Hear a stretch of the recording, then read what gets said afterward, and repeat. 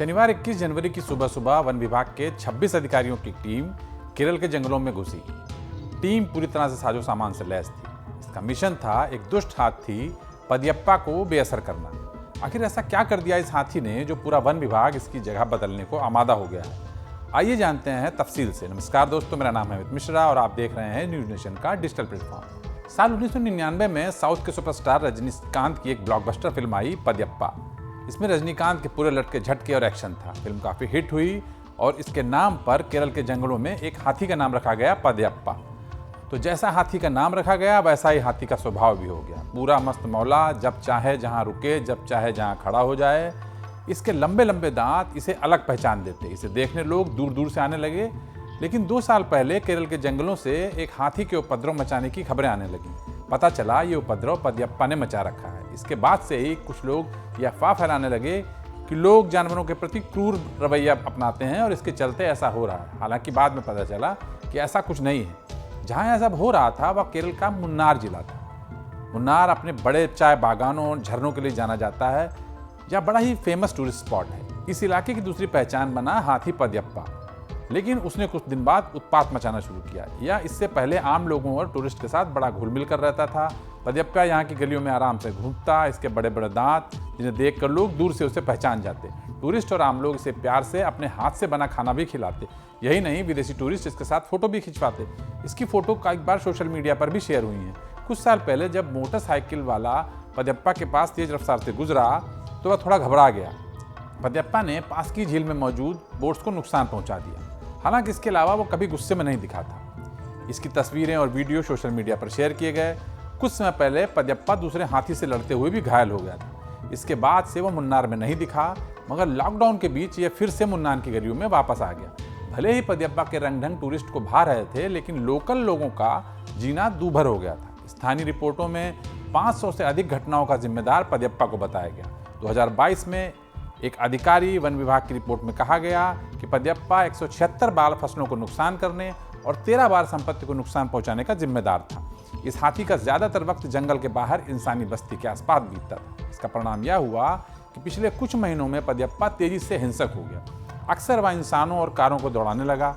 One विभाग के अनुसार पिछले कुछ महीनों में पदयप्पा की बढ़ती आक्रामकता उसके यौन व्यवहार से भी जुड़ी हो सकती है।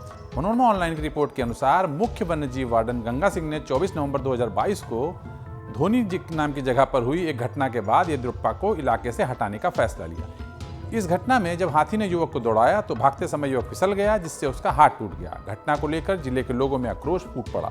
जुलाई 2022 में उसी गांव में पदयप्पा ने कथित तौर पर एक 60 वर्षीय इंसान को मॉर्निंग वॉक के दौरान कुचलकर मार डाला। हालांकि वन विभाग जिम्मेदार हाथी की पहचान नहीं कर सके, लेकिन शक पदयप्पा पर ही गया। अब आपके मन में सवाल उठ रहा होगा कि हाथी कोई कुत्ता बिल्ली तो है नहीं कि उसे पिंजरे में बंद करो और जहां चाहे छोड़ दो। हाथी की जगह बदलना अपने आप में एक चुनौती भरा काम है। साल 2022 के नवंबर से ही अधिकारियों ने सावधानीपूर्वक एक ऑपरेशन की योजना बनाना शुरू कर दिया था। इसमें पदयप्पा को शांत करके वायनाड के एक हाथी शिविर में ले जाने का खाका तैयार किया गया। वायनाड वो जगह है जहां पर हाथियों को एक बड़े से शिविर में रखा जाता है और उन्हें ट्रेनिंग दी जाती है, और अगर कोई हाथी बीमार है तो उसका इलाज किया जाता है। टीम की मदद के लिए 3 प्रशिक्षित कुमकी हाथियों, ये वो हाथी होते हैं जो पूरी तरह से ट्रेंड किए जाते हैं दूसरे हाथियों को साथ ले जाने के लिए। तो पूरी टीम की मदद के लिए 3 प्रशिक्षित कुमकी हाथियों के साथ सक्रिय भूमिका में रैपिड रिस्पांस टीम के 26 सदस्य शामिल हुए। क्षेत्र की सुरक्षा की जिम्मेदारी 50 वन रक्षकों को दी गई। इसके लिए एक फुल प्रूफ योजना तैयार हुई। सुबह 5 बजे से ही एक ट्रैकिंग टीम ने हाथी का पता लगाना शुरू किया कि वो जंगल में कहाँ है। अधिकारी महीनों से पदयप्पा पर नजर रखे हुए थे। एक बार जंगल में पदयप्पा की सटीक जानकारी मिलने के बाद अगला काम डॉक्टर अरुण जकारिया का है। अरुण जकारिया वो शख्स हैं जो कि वन जीवों के विशेषज्ञ हैं और अक्सर केरल में अपने ऑपरेशंस करते हुए नजर आते हैं। उनके सहयोगी और अरुण जकारिया खुद जाकर उसको ट्रैंकुलाइज करेंगे, मतलब उसको नशे का इंजेक्शन देंगे। बता दें कि जकारिया जाने मानो पशु विशेषज्ञ हैं। उन्होंने द हिंदू अखबार को बताया कि वो अचानक डार्टिंग करेंगे और हाथी का पीछा दौड़ाकर उसको डार्ट नहीं करेंगे। अक्सर आपने फिल्मों में पशु को डार्टिंग करने के सीन देखे होंगे कि किसी पशु को दौड़ाकर उसको नशे का इंजेक्शन मारा जाता है, लेकिन फिल्मों की डार्टिंग जितनी आसान दिखती है वास्तविक जिंदगी में वह उतनी ही जटिल है। सबसे पहले बात डार्ट की रफ्तार की, मतलब जो नशे का इंजेक्शन दिया जाता है बंदूक में डालकर वो बंदूक की गोली की तरह तेज नहीं जाता, बल्कि उसकी रफ्तार बड़ी कम होती है। दूसरी सबसे बड़ी चुनौती कि इसका रेंज भी बड़ा कम होता है, सिर्फ 50 से 75 मीटर तक ही जाती है और एक घने जंगल में यह रेंज और भी कम हो जाती है। इसका मतलब ये कि टीम को आक्रामक जानवर के पास, मतलब हाथी के करीब जाकर डॉट मारना होगा। दूसरा, ट्रंकुलाइजर दवा की आवश्यक मात्रा कितनी उसके अंदर जानी है, ये हाथी के साइज पर डिपेंड करता है। अगर हाथी बड़ा है तो उसको ज़्यादा डोज देनी पड़ेगी और अगर हाथी छोटा है तो उसको कम डोज से काम चल जाएगा। पशु चिकित्सकों के अनुसार मध्यम आकार के हाथी को बेहोश करने में लगभग आधा घंटा लगता है। एक बार यह पूरा हो जाने के बाद 3 प्रशिक्षित कुंकी हाथियों की मदद से पदयप्पा को एक लॉरी में डाला जाएगा, जो इसे जंगली हाथियों के वश में करने के लिए बनाया गया एक क्रॉल बाड़े में ले जाएगा। जब तक यह क्रॉल में प्रवेश नहीं करता, तब तक पदयप्पा को भारी बेहोशी की दवा में रखा जाएगा।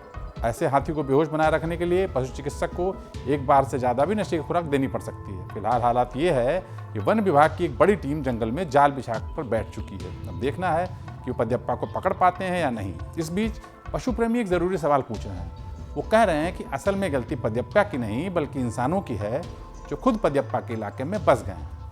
आपका क्या सोचना है, आप हमें कमेंट बॉक्स में बताएं और न्यूज़ नेशनल का यूट्यूब चैनल सब्सक्राइब जरूर कर लें। धन्यवाद।